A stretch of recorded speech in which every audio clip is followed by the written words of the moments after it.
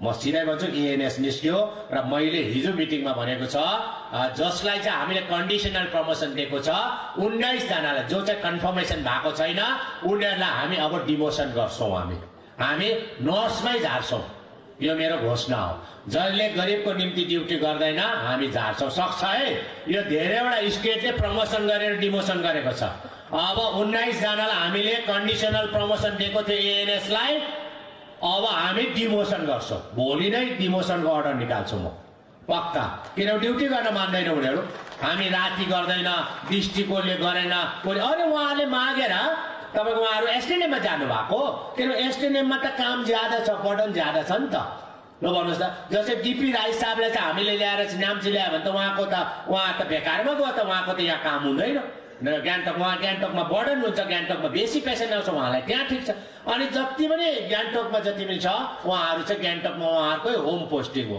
तर हामीले भन्दाखेरि कसैले नगर्ने कसैले के गर्ने तर हामी सहन्दैनौ जनताको लागि सहन्दैनौ तपाईहरु पार्टी कार्यकर्ताहरुले कसै पनि माननीय विधायकहरुले पनि नचेप्नु मेरो फलाना पर्यो मेरो डिस्कसन पर्यो ठ्याक्कै नचेप्नु अब किनभने हामी जनतालाई चाहिँ सुविधा दिन आएको भोलि भएन भने हामी आउटसोर्स गरिदिन्छौं लो सारो फुटानी गरेर हामी आउटसोर्स गर्छौं किनभने जति पनि काम गर्ने किनभने अहिले हामीले सफाई कर्मचारीले काम नगरेर हामीले सुलभलाई दिएको छ आउटसोर्स गरेको छ आज कति राम्रो छ टोयलेट हेर्नुस् त आज हर डिस्ट्रिक्ट अस्पतालको जति पनि सफाई कर्मचारीहरुलाई हामी अर्को ठाउँ लगेर हामी जति पनि डिस्ट्रिक्टहरुमा पनि अब हामी सुलभलाई नै दिउ भनेर हामीले सोचेका छौं त्यो कम्पनीमा न त प्रमोसनको झन्झट न त रेगुलरको झन्झट सुलभलाई हामी पैसा दिने हो सफा राम्रो छ हेर्नुस् त आज एसटीएनएम को टोयलेट हेर्नुस् त कति सफा छ नि त्यहाँनिर पहिला अस्पताल उद्घाटन हुँदाखेरि तपाईको हामीले धेरै भन्दा धेरै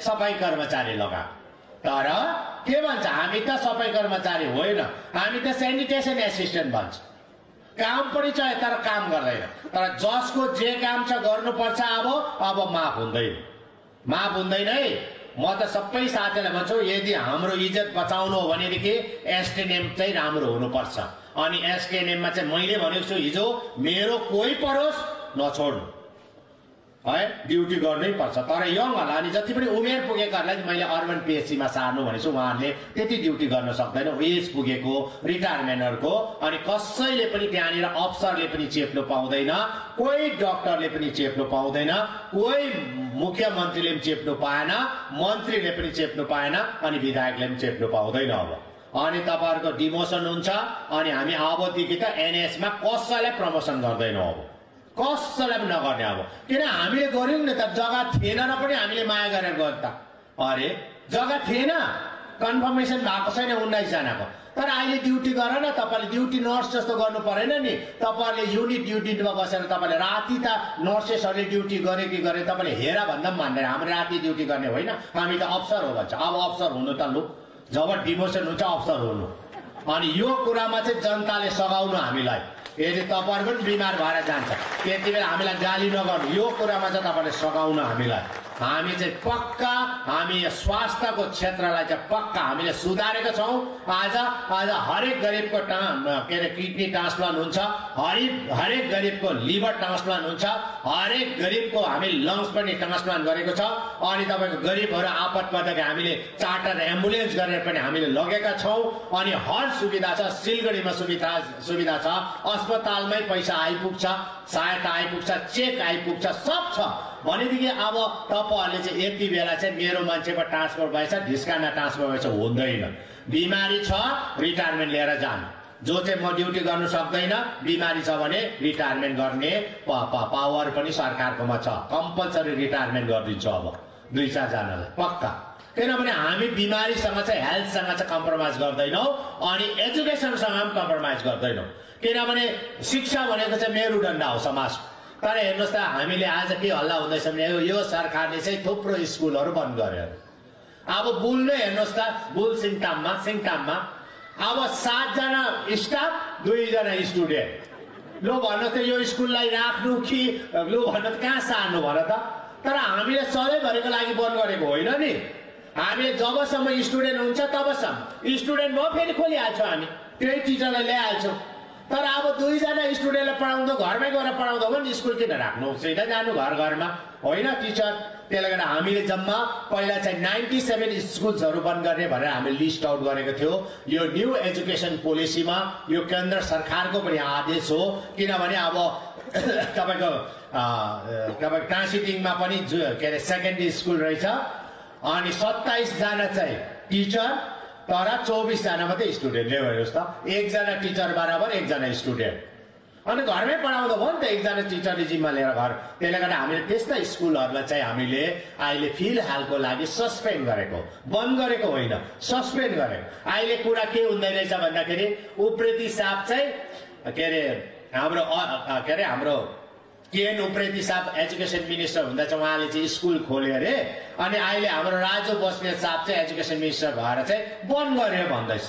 तर होइन, हामीले स्कुललाई नै ध्यानमा दिएर अब 2 जना स्टुडेन्ट यहाँको त यस्तो भइसकेको अरे तपाईँ उसले बोल्नु पनि भुलिसके, साथीभाइ पनि छैन, को बोल्ने अन्त भन्छ। तर उहाँहरूलाई हामी के गर्ने भन्नुहोस् त, उहाँलाई हामी बरु बसको खर्च, गाडीको खर्च, ट्रान्सपोर्टेसन या हस्टेलमा राखिदिन्छौँ भयो त अन्त। अनि हाम्रो जो पनि छ हाम्रो स्टाफहरूलाई चाहिँ अर्को नजिकको स्कुलमा पठाउँछु। तर तपाईँहरूले कोसिस गरेर पञ्चायतहरूले तपाईँहरूले भन्नुहोस् हाम्रो नानीहरू मैले प्राइभेट स्कुलमा नपठाउनु भनेको होइन, तर प्राइभेट स्कुल जत्तिकै राम्रो त्यो भने राम्रो त हाम्रो स्कुल छैन हौ, सरकारी स्कुल छैन ल भन्नुहोस् त। सरकारी स्कुलमा पढ्नेले बिएड गरेकै हुनु पर्यो या टेट गर्नै पर्यो, डिएलएड गर्नै पर्यो, उनीहरू ट्रेन हो, सोध्नुहोस् त। तर प्राइभेट स्कुलमा गर्नेले गर्नु पर्दैन है। तर उहाँहरूले जहाँ पैसा तिर्नुपर्छ त्यहाँ चाहिँ एकदम एटेन्सन दिन्छ, जहाँ फ्री छ त्यहाँ चाहिँ एटेन्सन दिँदैन। तपाईँ न्युटियाकै उदाहरण लिनुहोस् न, लु न्युटियामा जाँदा तपाईँ चुपचाप गार्जियनहरू पनि एकदम बिमारी लगेर चौकीमा चुपचाप हल्ला गर्दैन क्या, किनभने त्यहाँ पैसा तिर्नुपर्छ। कहिले मेरो पैसा तिर्ने टर्न आउँछ काउन्टरमा भने चुपचाप बस्छ है। तर एसटिएनएम त फ्री हो नि, त्यहाँ चाहिँ गएर हल्ला गर्छ, हो कि नि हो। अनि जहाँ चाहिँ पैसा तिर्न पर्यो त्यहाँ चाहिँ कन्सन्ट्रेसन छ, एकदम एटेन्सन। जहाँ फ्री छ त्यहाँ चाहिँ हल्ला गर्छ। अनि जहाँ छ हाम्रो स्कुल टिचरहरू यस्तो राम्रो राम्रो टिचरहरू छ। र आज म तपाईँलाई भन्छु है, अबदेखि उता मेरो एनाउन्समेन्ट हो। आज हाम्रो शिक्षा विभागका माननीय मन्त्री पनि हुनुहुन्छ। जुन नानीहरू क्लास 12 सकेर नेट पास सरकारी स्कुलमा पढेर है, सरकारी स्कुलमा पढेर नेट पास गरेर जसले चाहिँ एमबीबीएस को कोटा पाउँछ, पढ्न सक्दैन त्यसलाई चाहिँ सरकारले पढाइदिन्छ। तर जुन स्टुडेन्ट प्राइभेट स्कुलमा पढ्यो, क्लास 12 पास गर्यो अनि नेट पास गरेर एमबीबीएस पायो भने हामी 1 पैसाको पनि सपोर्ट गर्दैन, अलिकति पनि हामी सपोर्ट गर्दैन। अब हामी प्रायोरिटी दिन्छौँ सरकारी स्कुललाई। एकदम सरकारी स्कुलमा पढ्ने नानी 12 पास गरेर उसले नेट पास गरेर इन्जिनियरमा जाओस् कि डक्टरमा जाओस् कि जहाँ जाओस्, पुरा सरकारले चिफ मिनिस्टर एजुकेसन एसिस्टेन्ट स्किमबाट सघाइदिन्छ, पुरा पढाइदिन्छ पर। किनभने हेर्नुहोस् यति राम्रो पढेको टिचरहरू छ, झन् अहिले त हेर्नुहोस् त टिचरहरू सबै पढेको एमएचडी, एमएससी, एमए, पिएचडी। अनि हाम्रोले किन लाउँदैन त लु भन्नुहोस् त। हाम्रो सरकारी स्कुलमा लाउनुहोस् अनि त्यो जुन चाहिँ नानीलाई पढाउने पैसा चाहिँ तपाईँले ब्याङ्कमा डिपोजिट गर्नुहोस् त। अनि त्यतिको राम्रो। यसपालि एमबीबीएसमा जतिजनाले पाए नि सिट, एमबीबीएस फ्री सिट जम्मै सरकारी स्कुलमा पढ्नेले पाए है। यो चाहिँ याद गर्नु। र हाम्रो स्कुललाई पनि, आफ्नो स्कुललाई पनि माया गरौँ। अनि सिङताम बुलमा 2 जना स्टुडेन्ट थियो, अहिले फिलहालको लागि बन्द छ। मलाई आशा छ अर्को पालि चाहिँ तपाईँले 10 जना 20 जना नानीबाट फेरि स्कुल चालु गर्छौँ। हामीले सधैँभरिको लागि स्कुल बन्द गरेको होइन, तर तपाईँको नयाँ एजुकेसन पोलिसी अन्तर्गत तपाईको यो हामीले तपाईको नानीहरूलाई हामीले के अरे शिक्षादेखि वञ्चित गराएको होइन, तर उहाँहरूलाई पनि हामी एरेन्जमेन्ट गरेर नजिकको स्कुलमा लान्छु या अरू हस्टेलमा राखेर पनि हामी उहाँहरूलाई पढाइदिन्छु। यो हाम्रो पोलिसी हो। यो कुरा तपाईँले बुझ्नुहोस्। 2-4 जना काम नहुने मान्छेले, 2-4 जना काम नहुने मान्छे जसले खालि फेसबुकमा मात्रै आउँछ, जनता छैन, त्यस्तो मान्छेले जे भन्दा भन्छ, हामीलाई मतलब छैन। जसको काम छैन त्यो चाहिँ फेसबुकमा आउँछ है, जसले काम छ त्यो फेसबुकमा आउँदैन। जो चाहिँ बदमास मान्छे छ फेसबुकमा आउँछ, किनभने जनता यसरी थुपारेर भाषण गरौँ जनता छैन। अनि फेसबुकमै त आउनु पर्यो, सन्डे सन्डे फेसबुक आउनु पर्यो, भन्नु पर्यो। अनि भन्लाई आज अब यो प्रश्न हुन्छ है, यो किन सिक्किम ग्लोबल टेक्निकल युनिभर्सिटी किन खोलेको, यहाँ त्यो रोङबुलमा किन खोलेको भन्छ है यिनीहरूले, पक्का भन्छ। जस्तै हामीले प्रत्येक जातिको चाडपर्वलाई हामीले मान्यता दियौँ अनि प्रत्येक चाडपर्व हामी धुमधामसँग मनाउँछौँ। हिजो अस्ति 26 तारिकको दिन हामीले तपाईको फेब्रुअरीको 26 तारिकको दिन हामीले खस फाउन्डेसन डे हामीले गेजिङमा मनायौँ। कहिले पनि 30 सालमा उहाँहरूको जन्म भएको खस क्षेत्री बाहुन कल्याण सङ्घ है तपाईको के अरे गठन भएको 30 वर्ष भयो, त्योभन्दा अगाडि भएन। तर हामीले हिजो अस्ति हेर्नुहोस् त हाम्रै सरकारको पालीमा भव्यता साथमा भयो है। सकेवा त्यस्तो भव्य हुन्थेन, अहिले सकेवा उधौली उभौली हुन्छ, छुट्टी पायो। अनि तपाईको भोलि ग्याल्पो लोछार अस्ति पनि मनायौँ हामीले बिचमा है, तपाईको यो बखिनमा गएर मनायौँ। भोलि पनि तपाईको यहाँनिर तपाईको यहाँ यो नामथाङ रातेपानीमा छ, भोलि शेर्पा जातिको भोलि पर्व है, ग्याल्पो लोछारको पर्व छ। हामीले सबै जातिको पर्वलाई हामीले बडा धुमधामसँग राज्य सरकारले सहयोग गरेर हामी मनाउँछौँ। तर के भन्यो भन्दाखेरि एउटा नेताले यसरी कम्पिटिसन भयो अरे, ए जात जातमा कम्पिटिसन, अरू जात जातमा कम्पिटिसन भएको त राम्रो हो कि भन्नुहोस् त। तब अगाडि आउँछ सबजना, अगाडि आयो सबै आफ्नो वेशभूषा। आज हेर्नुहोस् त तपाईँले आफ्नो ड्रेस लाउँदा तपाईँलाई अप्ठ्यारो लाग्छ, लाग्दैन? दौरा सुरुवाल लाउँदा अप्ठ्यारो लाग्दैन, अनि तपाईँको बक्खु लाउँदा लाग्दैन, तपाईँको गाधा लाउँदा लाग्दैन, तपाईँको हाम्रो राई समुदायले आफ्नो है तपाईँको राई तपाईँको पोसाक लाउँदा लाग्दैन, सुब्बाले आफ्नो लाउँदा लाग्दैन, मगरले आफ्नो लाउँदा लाग्दैन। आज सबैले त्यो खालको एउटा स्वतन्त्र मञ्च पाएको छ, स्वतन्त्र वातावरण सिक्किममा पाएको छ, सबैले बराबरको अधिकार पाएको छ। तर के भन्दैछ, किन गरेको? अब त्यही उनीहरूले के भन्छ, किन नौकरी दिएको एडकमा यत्रो भन्छ, दियो गरिबलाई दियो, पक्का दिए, हामीले दिउँ, वचन पुरा गर्यौँ। अनि के भन्दा सेलरी पाएन अरे, अनि लु भन्नुहोस् त एकैजना पनि एडकले सेलरी पाएको छैन भन्नुहोस् हामीलाई। सबैको हामीले सेलरी राखेर पुख्ता सेलरी पाएको छ हो। 2-4 जना प्रोजेक्टमा गर्नेले पाएको छैन, पक्का त्यो पनि सर्ट आउट भयो। सबै प्रोजेक्टमा गर्ने कतिजना छ है, त्यस्तै खालकै कर्मचारी छ, उनीहरूको चाहिँ प्रोजेक्टबाट केन्द्र सरकारबाट आउँछ। जस्तै कोही बेला NHM को पैसा कम होला, कोही बेला ढिलो आउला, कोही बेला के भएला, त्यति बेला हो। तर राज्य सरकारले दिनुपर्ने जति पनि सेलरी एडकको सेलरी छ हामीले महिनैभरि दिँदैछौँ। हिजो मात्रै सरकारी कर्मचारीको फेरि दिए है, दिए 6 महिनाको दिए तपाईँको 3% फेरि पनि एप्रुभ भयो। अब जम्मा 54 करोड रुपियाँ हामी बाँड्दैछौँ। त्यो त सरकारी कर्मचारीको गोजी भयो। हामी जति पनि बढ्दैछौँ, कतिवटा राज्यमा त दिए नपाएर है उहाँहरू सुप्रिम कोर्टसँग पुग्दैछ, तर पनि पाएको छैन। तर यहाँ सिक्किममा चाहिँ माग्नु पर्दैन। हिजो हामीले गर्यौँ र कति खर्च हुने रहेछ भनेर मैले तपाईँको क्याबिनेट सेक्रेटरीलाई सोद्धाखेरि जम्मा 54 करोड रुपियाँ एट ए टाइम हामीले दिनु पर्यो, 54 करोड रुपियाँ। र हामी त्यो प्रकारले दिँदैछौँ र कुनै प्रकारको यहाँ पैसा छैन, कुनै के छ। तर आज हेर्नुहोस् त कन्ट्र्याक्टरले बिल पाइरहेको छ। तपाईँको हाम्रो रोडको लेबरले पहिला 9,000 पाउँथे, अहिले 15,000 पाइरहेको छ।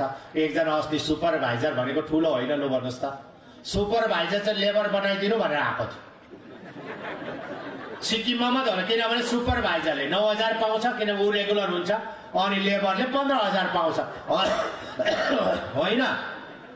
तिमी त रेगुलर हुन्छौ नि हो, पछि रेगुलर भए पाउँछ होइन। म रेगुलर भएर त म 2 वर्ष त काम गर्नु पाउने रहेछ। अन्त म त रेगुलर हुँदा त म त के अरे 58 वर्ष पुग्ने रहेछ, 56 वर्ष पुग्ने रहेछ। 2 वर्ष म त रेगुलर होइन, म त एमआरमै गर्छु, बरु लेबरमा गर्छु, मलाई लेबर बनाऊ। अनि लेबरमा किन गर्ने भन्दा लेबरले चाहिँ 15,000 थाप्दो रहेछ, 15,000।